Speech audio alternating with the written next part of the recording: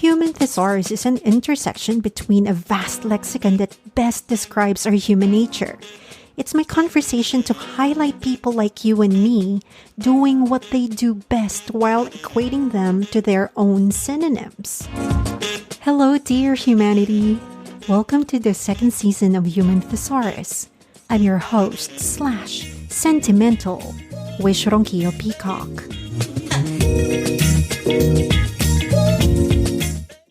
Daphne can be described as a Jill of all trades, having tried on so many different hats, and I've seen a lot of them, from being a radio DJ in the Philippines, an events MC and host, restaurant manager in the beautiful Boracay Island, English teacher in Spain, admin work for a scrap metal company, a manager of Pilates studio, a door bitch for a private club, events organizer for a club, etc., etc., etc.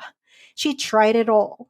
She now is very happy to concentrate of being a businesswoman and being her own boss, which she has been doing since 2017.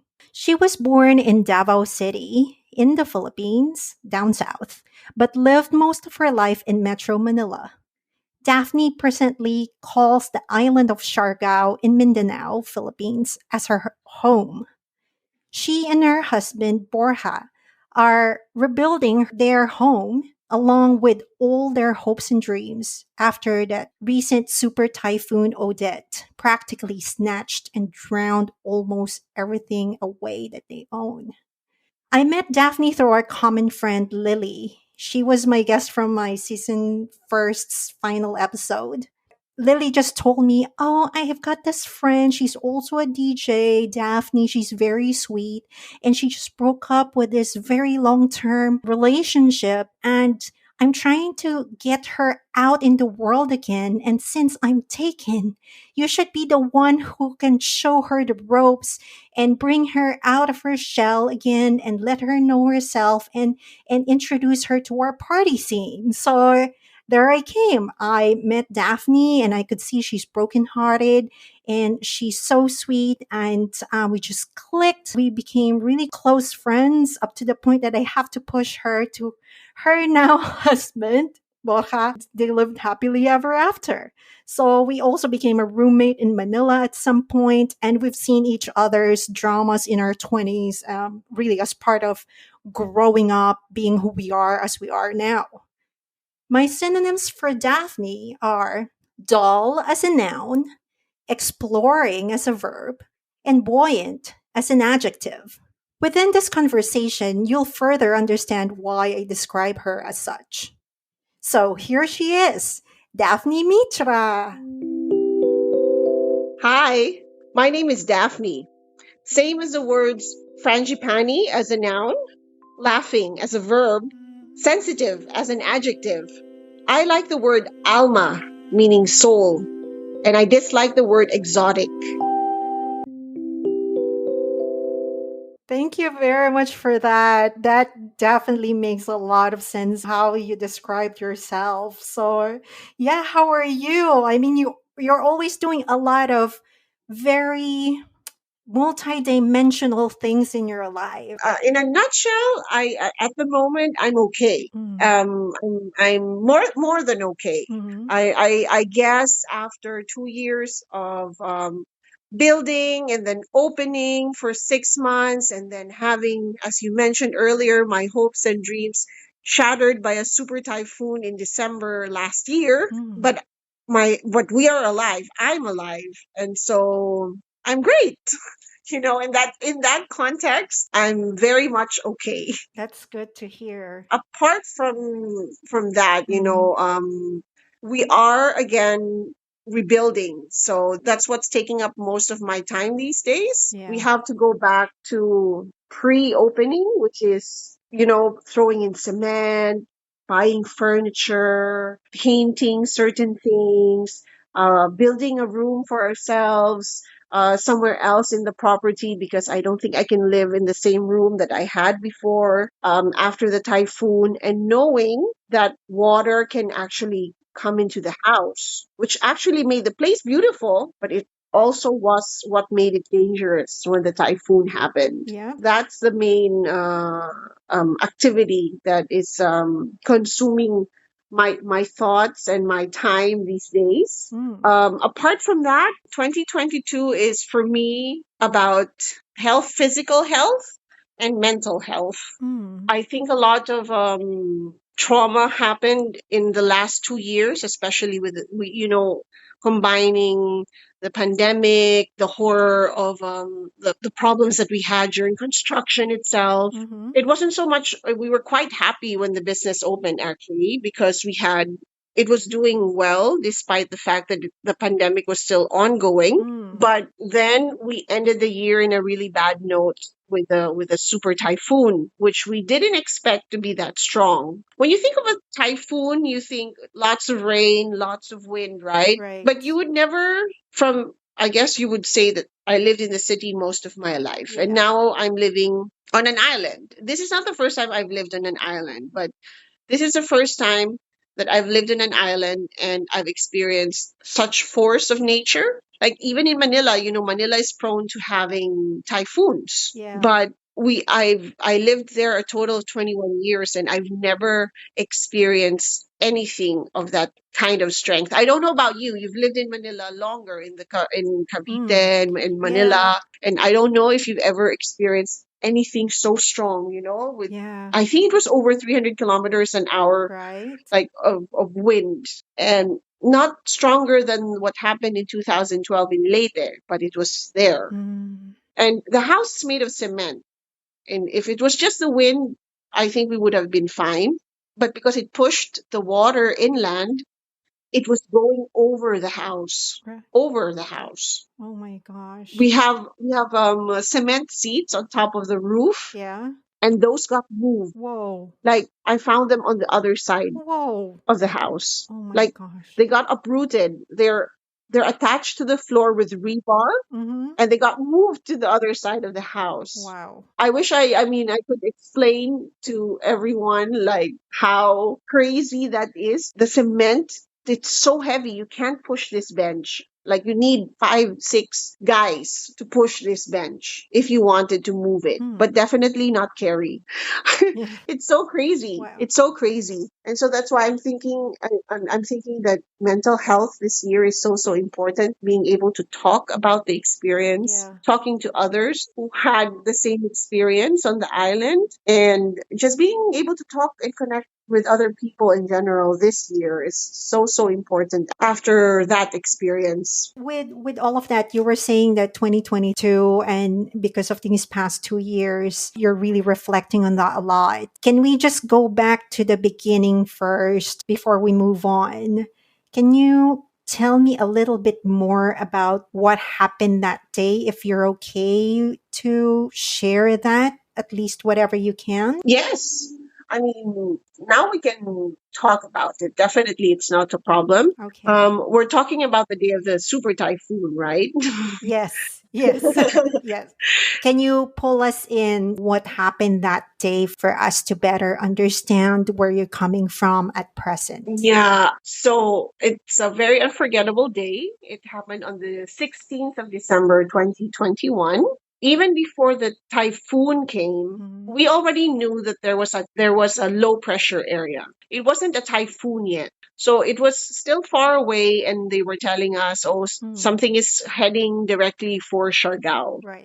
Maybe a week before, or 5 days before, or even 3 days before, we were still like, oh yeah, like all the other typhoons that come, it normally heads up north, further up north, and hits Mm, more the Visayas area, like the Leyte, or even further up, like the Bicol region. mm, But on the day before the typhoon, they were still saying that it was heading straight for Siargao. Now it was intensifying a little bit. Anyway, the day before the typhoon itself, we boarded up the room, our bedroom. So, right. meaning we put like plywood over the windows, all the windows in our room. Oh, But we had guests, mm, and we had some guests that actually checked in because they wanted to see the typhoon from our place. So we had these two rooms that were occupied. And then a friend who also contacted us on the last minute that he said he was going to be alone in his building where he was staying, and that he didn't want to be there alone because everyone had gone to a different town. And he said if he could stay with us, we definitely said, yes, definitely come over. So he stayed the night before. And everything was still calm. Like it was a normal day. No strong wind, not even rain. It was not even raining. Mm. So we went to bed at maybe 11 p.m. and and like most days we woke up early because we're so used to it because we don't have curtains in our room, so we wake up with the sun normally. Yeah. So so on this day though it was not very sunny, but because we're used to waking up at this time, it was maybe around 5 in the morning. Right. And Borja, my husband, he checked on a YouTube channel of this American guy who does weather reports in this area in Asia or in the Philippines in Mm. general. So he mentioned that the typhoon had gone from a low pressure to a category 1, which is not, it Not brings that much. rain and wind, but Yeah. it's not very strong. Mm. Right? I mean, Yeah. that's something we've probably all experienced before, especially if you've lived in Manila Yeah, or have mostly. lived in the Philippines. You've probably experienced that before.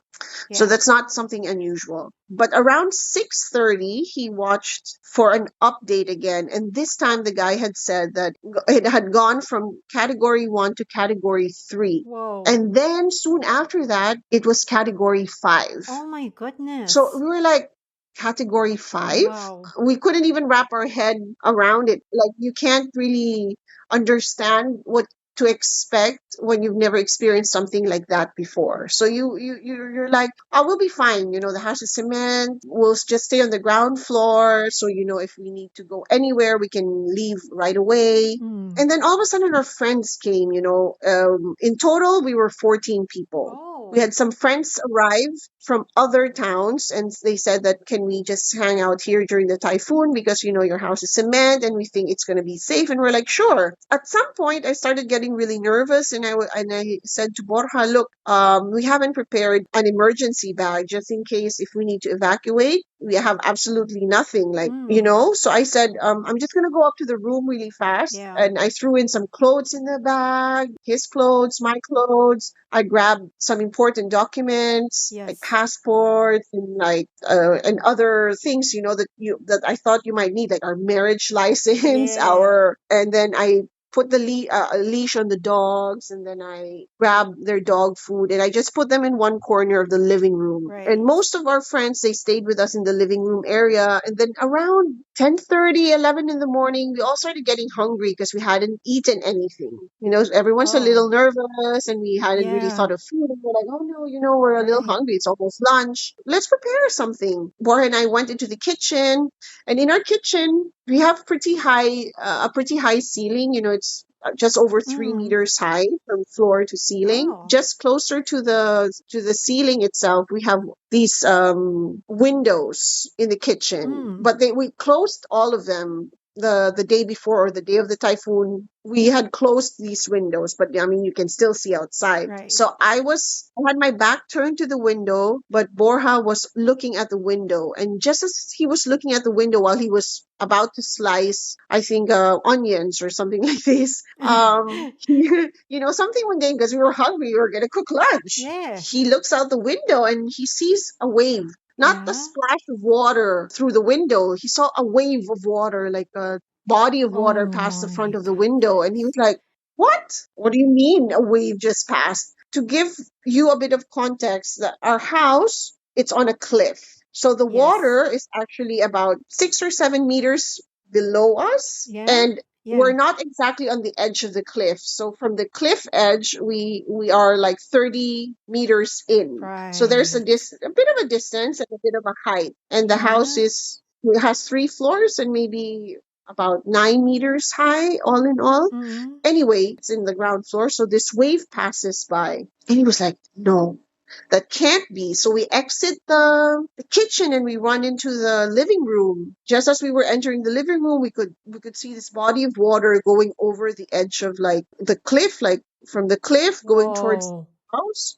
But it didn't Oh my smash god. any of the sliding doors or the windows. but it flattened all the greenery in front of the house so we could see the water. And it was crazy. Like the water Oh was my so high. It gosh. was as high as Mm. the cliff, basically. It was, I mean, the cliff was already the beach. It was the water had risen to that level. And we were Oh, like, oh no, this is not even the typhoon yet. Because they said that the typhoon was arriving around 11. yeah. So the wind had started picking up, but it's not crazy yet. But Yeah. because of that wave, we all decided that this is the moment. Like it's now or never. Yeah. If we decide to leave, we need to leave now. Because if we don't Right. leave now, I don't know if we will be able to do it later on because that wave was crazy. And that Yeah. was just the first one. Actually, our guests who had stayed upstairs in their room, they were out. One of them was out in the balcony shooting the waves from the balcony of his room. Yeah. And there's a video, and it came out on CNN, Oh my this goodness. video. Oh gosh. And you could see the wave hitting the rock and then the rock in front of the house, and then you would see little rocks flying into their room from the Oh force of my the wave just gosh. smashing on the rock and breaking it into little pieces. And then it flew into the room Oh and my. you can see them run, and then the video goes like a little crazy. And then Oh. Borja, so we decided, oh, let's evacuate. So then, it's everyone got a little excited around this moment, and we were like, okay, what are we going to do? So we collectively decided that we were going to evacuate the house. So Borja went upstairs and called her guests. We Yeah. grabbed our bags, grabbed the dogs, and then grabbed the food, and we left. We Mm. didn't go far. I mean, we have this walkway from behind the house, which is elevated from the floor about maybe two Mm-hmm. meters high. And we were walking on that walkway to inland towards the highway on higher ground because we have our garage is there. Yeah, Right. so we walked, and we could already see that from the walkway that there was a bit of water building up. Whoa. Yeah, yeah.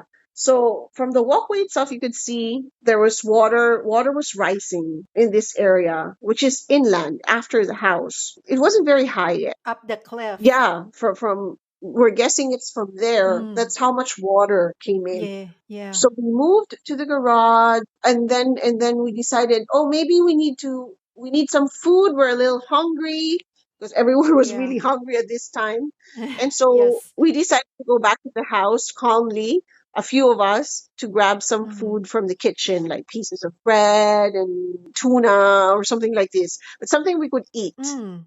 And then Yes. we locked ourselves in the garage. So in the garage is just we have some motorbikes in there, and it's mostly empty spaces. We have like a work table and a few other tables and some benches, and we were pretty relaxed in there. And because our place runs on solar, so we still had electricity. I don't Right. know how soon the Mm. electricity got cut off in the rest of the island, but we turned off the connection from the garage to the house. So before we left the house, we turned off all the Yeah. connections, so there was no electricity running in the house. And then, but in the garage, when the typhoon started and the wind started picking up, and we have windows in the garage, and you're looking outside now, and you're like, wow, this is crazy. You could see all the coconut trees. When all their leaves were like pointing towards one direction of wherever the wind was blowing, and it was just like Oh my it was gosh. crazy. And you're looking at it and you're like, oh my God, like, am I going to survive this? And you start really getting really scared. And so at first we were all like scattered around the space of the garage. Mm. And then when we realized that it was really getting strong, we started like sitting together, and we wore helmets because we didn't know what was going to happen. We didn't want, if there were things that were going to be flying or things like this, we wanted to protect our heads, or if things were going to be falling, at least we were wearing a helmet or something to protect ourselves. Mm-hmm. It was okay for a while until the wind just sucked the window out, like literally. And then the window was gone. Oh my And gosh. from then on, Yeah. everything was crazy. There was rain coming in because the wind was blowing so strong, and the wind was coming in. And then you could see the ceiling. Yeah. And this building, it's not made of cement. This is a prefabricated building. Oh. So it's a steel structure inside Yeah. with flexi boards, Right. Yeah. or they call them gypsum boards. I mean, they're pretty strong, but they're not. We were worried. We were like, okay. we don't know what's going to happen now when the window blew off, but then we could see the ceiling started peeling from how strong the wind was, and it was taking away the flexi boards and was flying Oh my like pieces gosh. of it, like chunks. And then we were like, if that's what's happening, then the rest of the building is just gonna like slowly disappear. Right, yeah. You look at this thing and it's so strong, and then the direction of the wind was changing. So it was like from coming from the north, then from the west, and then it was coming from the east, and then it came from the south. Oh. So Oh from my all gosh. directions, it was changing. It was strongest when it was coming from the east. That's what sucked the window out, and then the force of the wind itself. You know what roll up doors are? The Yeah. metal doors you pull down Yes. and you pull up. The wind destroyed that. The force of the wind, it couldn't withstand the Oh wind, my and then it gosh. broke the door, and they just started clunk clunk clunk clunk clunk clunk over there by the Yeah. end of the garage. So noisy, and all you could hear was the sound of the wind, and watch this like white wall of wind pass in front of you, because it was sucking in the all the rain, and it appeared like a white wall of just flying past. And you're staring at this, you're huddled under a table behind a wall with your helmet, holding your pets, and with your friends and your family here, and you're looking at this, and you're praying that the wall does not give way, because if it does, like, Lord, please make this wall hold, please keep it attached to the floor of this garage, because if it flies, that's it. I will have nowhere to hide, and I will be impaled by something flying in the wind. And that's it. I'm going to die. And you can feel the walls straining from the force of the wind, straining. And you're just, and this lasted for 6 hours. And we were just there looking, staring. And at one point, I asked my friend, because I felt like it was going on forever. I told her, look, please tell me what time it is. And she's like, it's 2:55 p.m. I'm like, oh, this should be over soon. And then maybe a few minutes later, because it was so noisy, another person asked, hey, can you please tell me what time it is? And I felt that hours had passed since I asked her what time it was. Mm. And then she replies, it's 3 p.m. And I'm like, what? Oh my god. Only 5 minutes have gone by? I can't explain to you. I think I've never, ever before this day have I ever felt so certain that I was going to die.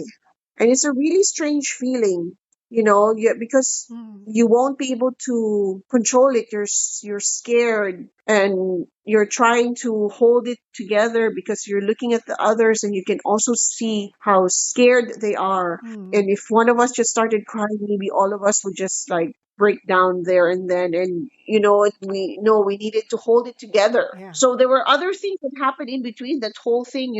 We tried to move to a different room, and Mm. then when we jumped out of the window, we realized that the ground was electrified. Oh, it's It live. wasn't a strong hit. You could feel the electricity running a bit through your feet and your hands. Right. And I was holding the dog, and I'm surprised the dog didn't scream or anything. Mm. We have three dogs, so Borja was holding another dog, and then one of our guests was holding our other dog. Mm. And then some of us, we divided into two groups. Some of us stayed in the garage, and the others ran to the security guard house, which Right. is this.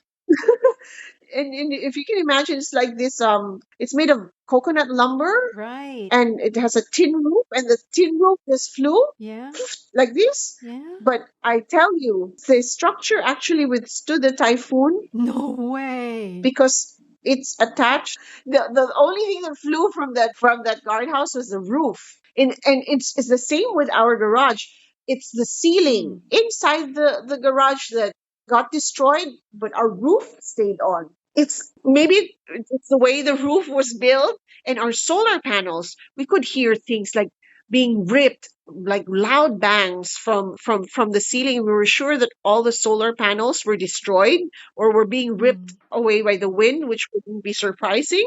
But that didn't happen. Whoa. The day after the storm, Mm-hmm. we couldn't go back to the house because the water reached all the way to the garage. There was water. There were waves one of our friends jumped out of the window that got sucked by the wind.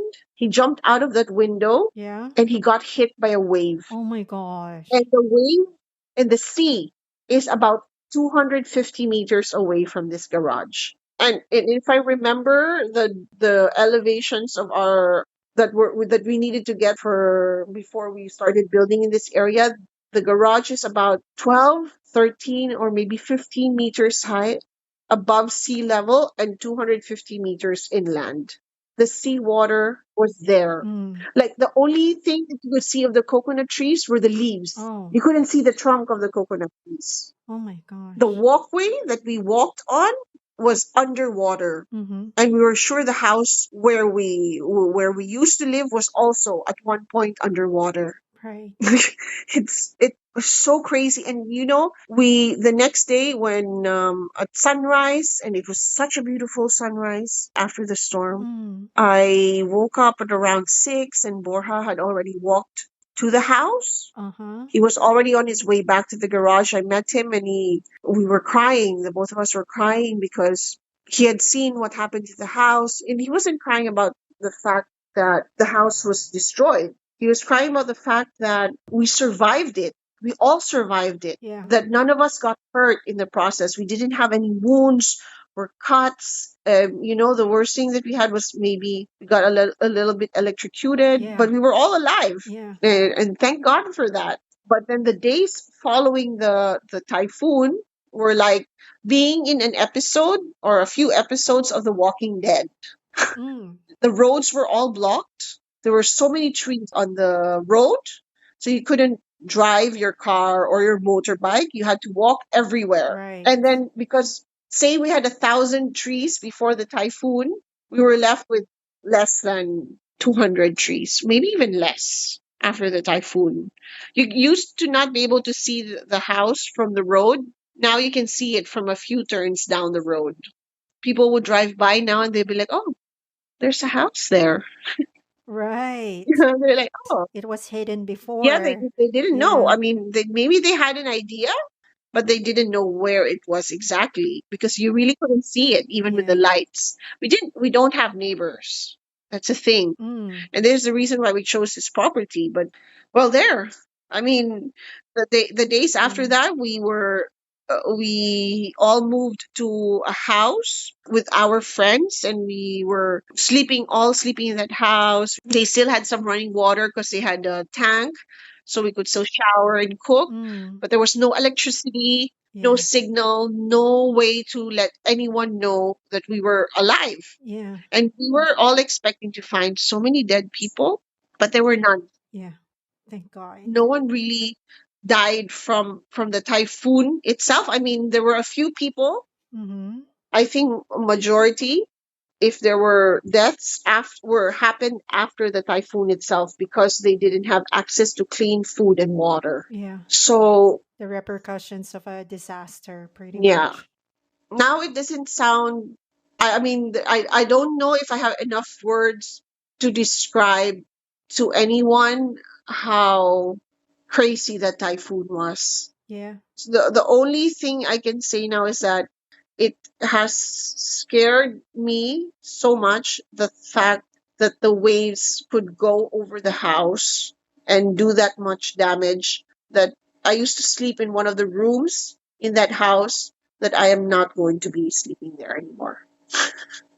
I can't. I understand. I can't. Yeah, I understand. Yeah, I just can't.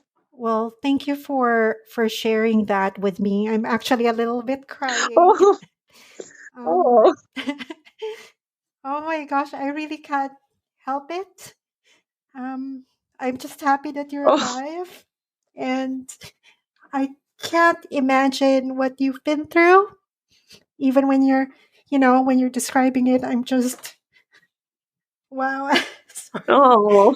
Wow. Yeah. Yeah, but thank you for sharing that because I knew with the minimal words that you and Borja has been announcing on Instagram, I felt that it has way more than that. And I know that at some point that we would be able to sit down and kind of rehash that. So thank you for sharing that with me because I could only feel the trauma of close to the edge of death in that way. But on the positive note, I'm so happy that both of you are alive and you're here and you're moving on and you're more resilient than I could ever imagine. Thank you for being alive and thank you for having a structural integrity with your construction in a way. And also, I'm sure there's a grace out there that really held you where you were, regardless of the fear. There's something, right? I mean, there's something that's protecting you. Yes, I definitely agree with that. Like, I mean, Mm, statistically, it would have been like, it sounds almost impossible to have survived that without being injured, or the way it just happened. It happened during the daytime. So we saw the wave, yeah. that waves that made us decide to leave the house. Had it happened during the night, and we would be falsely thinking that we were safe inside our house, I don't know how we would have been able to evacuate anymore if Mm, the waves were already on the house with the dogs, with the things right. with what you need to bring, even if it was just a backpack. I don't know. Mm, I'm trying to find the silver lining in all of these things. That it happened during the daytime, that we actually knew that there was a storm coming, and most of the people that in the towns that are sea level, they had been evacuated. mm, Some got injuries, but no one died. yeah. So at the end of the day, everyone walked away with their life. And survive. And I think that's the most precious thing there. You only have one of it, and hopefully, Yeah. all of us that lived through that will make better use of it after that experience. Yeah.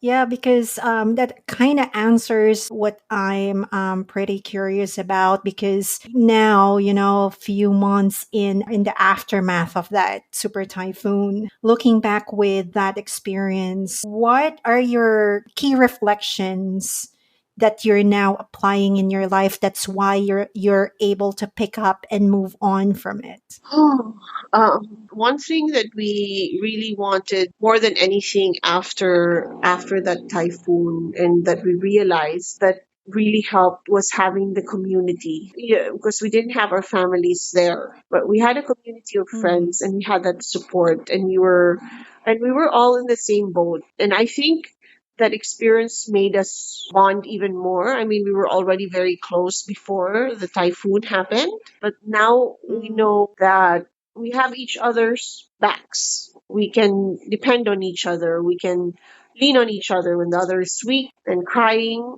The others are there to comfort and to listen and to be strong. mm, Take away from all of that, it's important to maintain very strong relations with people, because life is so fleeting.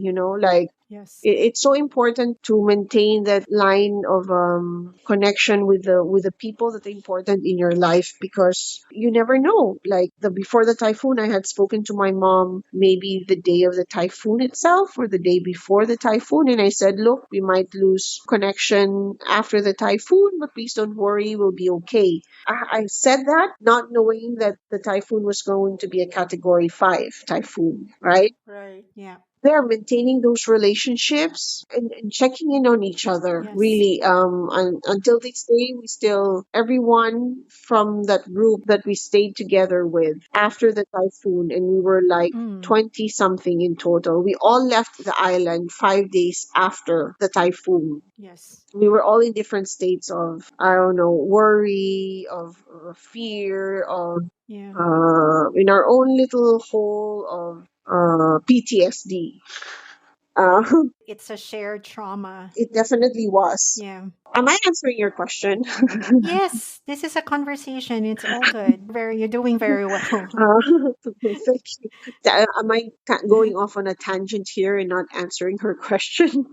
Um, But yeah, okay, sorry. To continue, the importance of like those relationships of your friends, of your family, of course. First thing that Borja wanted to do was go home and see his family, because during the pandemic he didn't see them. They're in Madrid, right? Yeah, Yeah. so they went home to see his family. We haven't seen them in over 2 years. Yep. And good timing when we landed in Manila, and we were in Manila for a few days, process papers and all of these things to be able to leave the country. Because mind you, it was still the pandemic. Mm-hmm. Yes.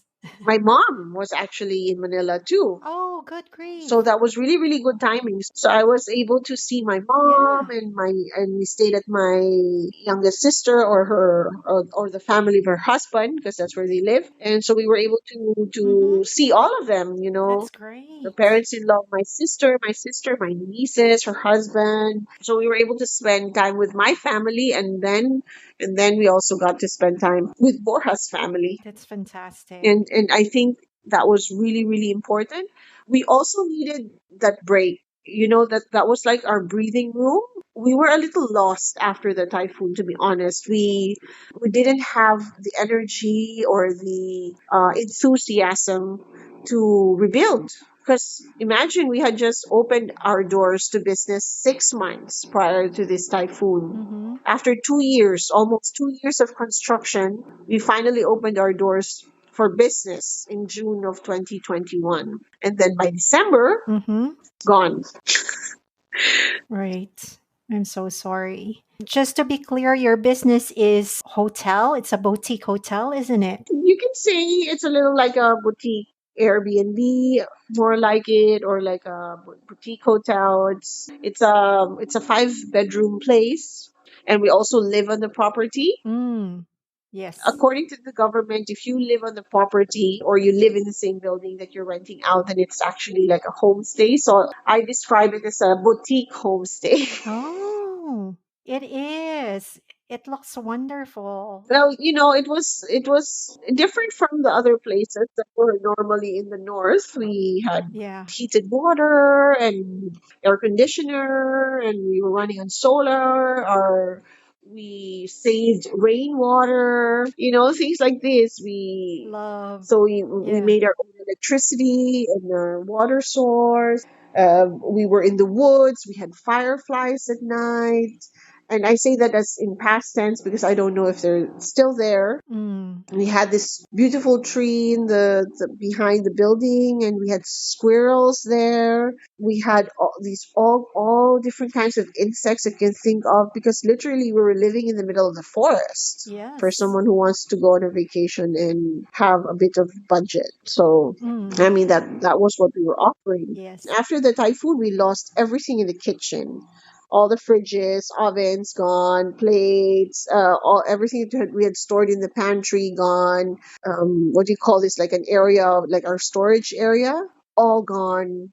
And all we found there were like big blocks of cement from the floor in our restaurant that the water actually destroyed. Oh my gosh. And then those pieces of cement pushed it somehow underneath the stairs of the house and into the storage area. Oh my But all gosh. the shelves that we had there, gone. Yeah. We had a mattress that we found in our neighbor's lot, a toilet bowl. Whoa. Crazy, crazy.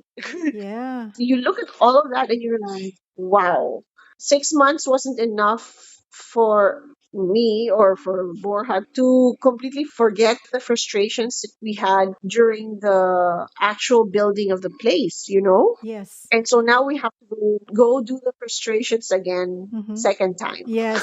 So the last time I've spoken with Borja, I think during the time that you were both in Madrid, Yeah. I asked him, so what's next? And then he said at that time, it's like, I don't know if I want to rebuild. And then a few weeks after that, you've mentioned to me that you're rebuilding. What was the turning point that both of you decided that, okay, we're going to rebuild this? We're going to do this for the second time, regardless of the pain in the arse doing it, but we're going to do this. Like, what was your turning point?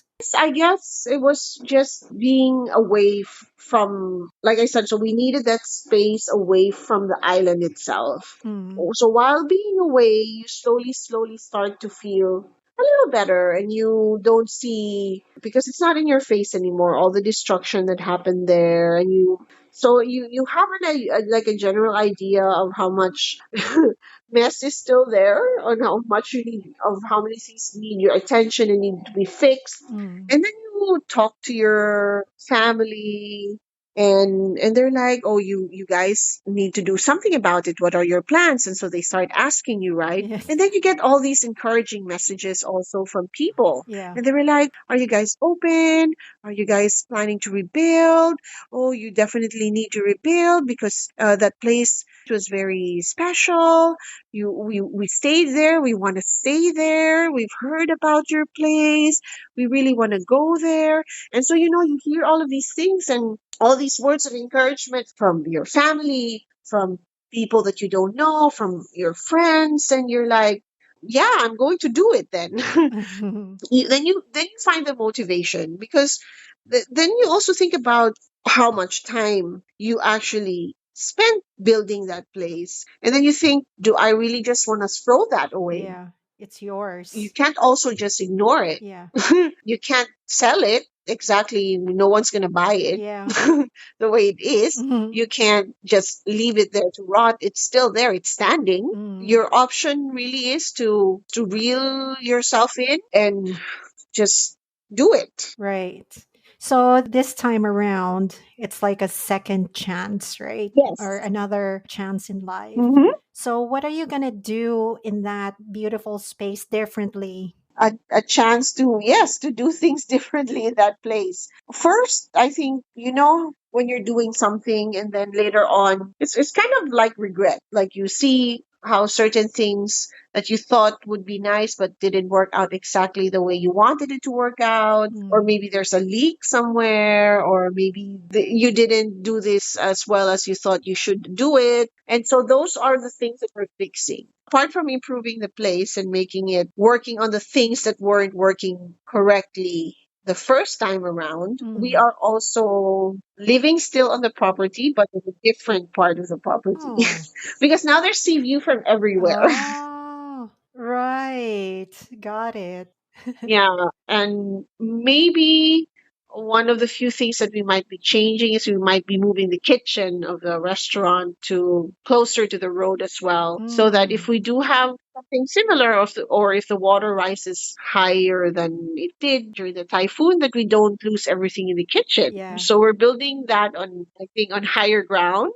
Maybe changing from like aluminum frames for the windows to like maybe wood, get better waterproofing, Mm. and thinking if we're building more rooms, but what kind of rooms? Should they be rooms with AC or with fans? So that those are things we haven't decided yet. Do we want to build a swimming pool maybe, but where? Mm. Things like this. After the typhoon and we left, we came back around mid February on the island. So Mm-hmm. we've been here since mid February, and we've been working on reconstructing the place since then. Right. One thing that I've noticed that has changed, and I'm not only talking about for our place itself, but for the whole island. It's been raining so much lately. Uh-huh. Everything again now looks so green. The island is so alive again. Wow. It's regenerating, isn't it? Yeah, it's It's beautiful. healing. It's so beautiful because I mean immediately after the typhoon everything was just gray and brown. Because everything got covered in salt, and so how salt dries everything up, and just mother nature in the last between February until now. And today we were driving down the road heading back to General Luna from our town where we have our place, which is in Burgos, which is up north. Mm-hmm. Today, I was looking at the trees and I'm like, wow, they really look more vibrant. And the Wow. non-coconut trees, they really are like growing leaves, like really green leaves, and they're so leafy now. And I'm like, wow, it's amazing. Mm. So apart from us rebuilding our place, I mean, nature itself is also rebuilding, Mm. and it's nice to see. Like we need to do a lot more though in our place. So many trees fell, so we have to cut up those trees and prettify and do a lot of landscaping. And I don't know how to go about that. That's the part that I don't know how. From having survived and seeing that the environment is healing together with both your souls and also for your beautiful spot and all of these things happening, it will be okay moving forward. You're already a few steps ahead of that path. In closing, what's the word that you can impart to our listeners? Word or a phrase that you can impart to our listeners, and why? Hmm. Wow. I have to think about that one. The word that comes to mind is grit.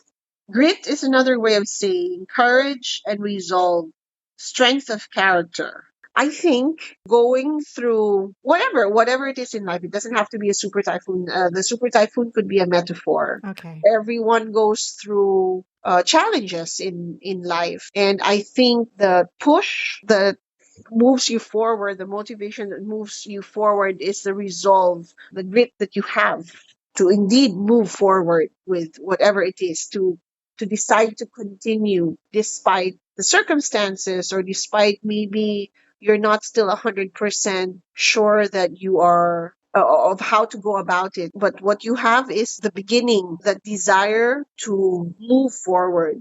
And I think in life, whatever it is that happens to you or that happens in your life, there is nothing that happens to you that you can't resolve or move from. I mean, it's never the end of your story yet. I mean, unless you die or you end up in prison, I guess. Even then, there's more time to reflect there. That's beautifully said, Daph. I really, really appreciate that. And I'm sure, like what you said, focusing on your health and your mental health to keep yourself centered. But you're always very good at that all throughout. And just to let you know, I'm here to support you, to cheer you on. And I'm really, really happy to be your friend. I'm always proud of that. And I'm very proud of you and Borja for pushing through and really surviving this. Thank you. I want to say thank you also for having me and for letting me share and talk about normally what would be considered a horrible experience. But I mean, these days it's good to be able to talk about it, and I guess to talk about it with a less fear but more of unforgettable experience. I'm glad that we got to talk about it quite extensively today. Yeah.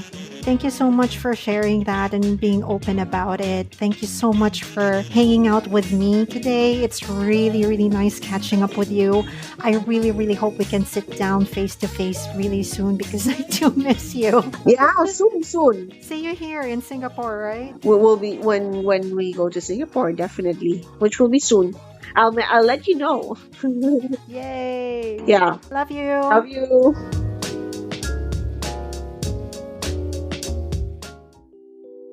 From this episode, one of the most important words about life is healing. It is the cost to become sound or healthy again. It's similar to words alleviate, medicinal, ameliorate, relieve, help, soften, curative, and make good. Stephen Levine, an American poet best known for his work on death and dying, quoted, "To heal is to touch with love that which we previously touched with fear." We all have traumas one way or another. It may be big to you but small to me and vice versa, but that does not cancel each other out. You can recognize them as your trauma, you embrace them, and find some ways to ask help, to heal, regenerate, and think about what would you like to do to address that trauma. As long as we're alive, we have this propensity to really fight for ourselves and really look within and also externally to see the silver linings of life. There's more to our trauma than what we're leading ourselves on. There's more to life. There's more to our love. There's more to the fear that we have that we can change, that we can evolve into something more positive for ourselves. Because ultimately, we have to fight for ourselves and the life that we're being given and blessed about. Find that path to heal.